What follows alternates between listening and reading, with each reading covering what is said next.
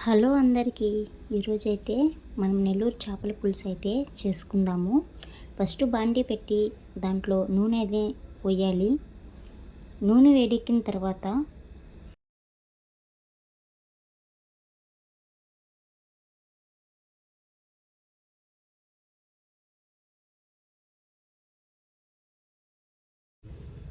టమాటా గుజ్జునైతే వేయాలి.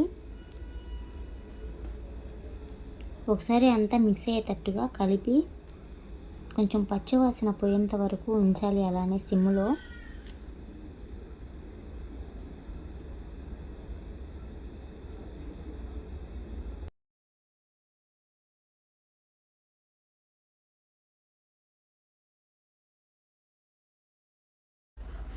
పచ్చివాసన పోయిన తర్వాత కారము, ఉప్పు, పసుపు వేసి ఒకసారి మిక్స్ అయితే చేయాలి.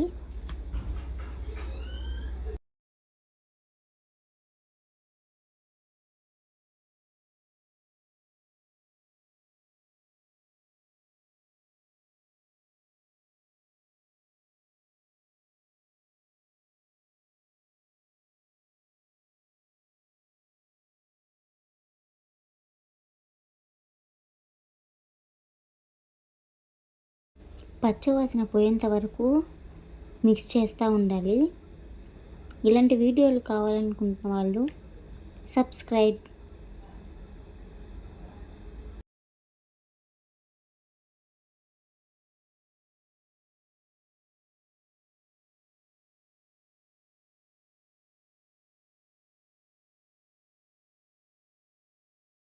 ఇప్పుడు మనం నెక్స్ట్ ప్రాసెస్లోకి అయితే వెళ్ళిపోదాము.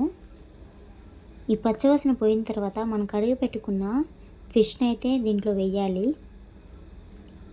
ఈ ఫిష్ని వేసిన తర్వాత సిమ్లో పెట్టి కొంచెంసేపు అయితే వాటికి ఉప్పు, కారం, పసుపు అవన్నీ పట్టేటట్టుగా ఉంచుకోవాలి సిమ్లో పెట్టి.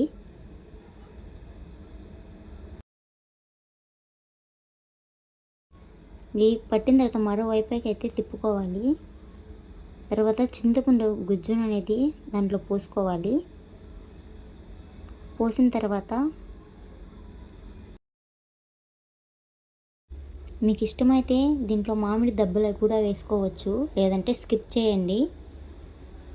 అలానే దీంట్లో ఆవాలు, మిరియాలు నచ్చని వాళ్ళు మెంతులైనా వేసుకోవచ్చు. నేనైతే ఇంట్లో మెంతులు, ఆవాలు మాత్రమే వేశాను. మిక్సీ చేసుకొని ఆ చేపల పులుసులో కానీ వేస్తే ఇదేనండి నెల్లూరు చేపల పులుసు. చాలా టేస్ట్గా ఉంటుంది. ఒకసారి ట్రై చేయండి.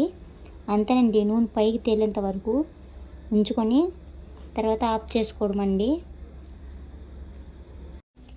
తెలియని వాళ్ళు ఎవరైనా ఉంటే మన ఛానల్ని సబ్స్క్రైబ్ చేయండి.